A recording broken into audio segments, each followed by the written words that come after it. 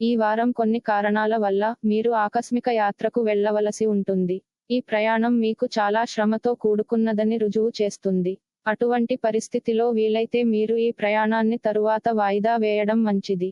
ఈ సమయాలు మీ జీవితంలో చాలా ఎక్కువ జీతాల పెరుగుదలను తీసుకువచ్చాయి. దీని కారణంగా మీ జీవితంలో ఖర్చులు ఊహించని విధంగా పెరిగితే అది మీ ఆర్థిక పరిస్థితిని ప్రభావితం చేయదు.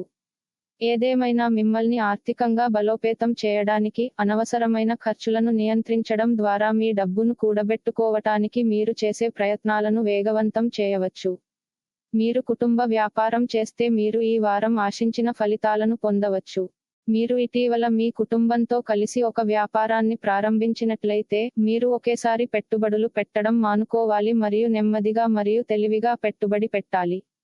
ఎందుకంటే దీనితో మాత్రమే మీరు మీ ఇంటి ప్రజలతో మీ సంబంధాన్ని మెరుగుపరచగలుగుతారు మరియు వారి సహాయంతో సరైన నిర్ణయం తీసుకోవచ్చు. ఈ వారం కార్యాలయంలో ఆప్యాయత మరియు సానుకూల వాతావరణం ఉంటుంది. దీనివల్ల మీరు మీ సహోద్యోగుల నుండి సరైన మద్దతు పొందడం ద్వారా మీ ముఖ్యమైన పనులను పూర్తి చేయగలరు. దీనితో మీరు ఆ పని నుండి త్వరలో ఇంటికి చేరుకోవచ్చు, సమయానికి ముందే ఇంటికి వెళ్లి కుటుంబంతో మంచి సమయం గడపవచ్చు. ఈ వారం ఉన్నత విద్య కోసం అధిక గుర్తింపు పొందిన సంస్థలో ప్రవేశం పొందాలని కలలు కంటున్న స్థానికుల కృషికి రంగు వస్తుంది.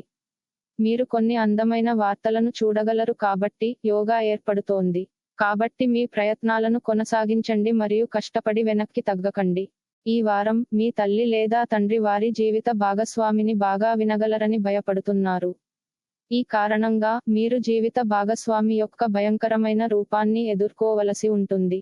చంద్రరాశికి సంబంధించి బృహస్పతి 7వ ఇంట్లో ఉంచబడినందున అతని ప్రయాణం మీకు చాలా నీరసానికి గురి చేస్తుంది.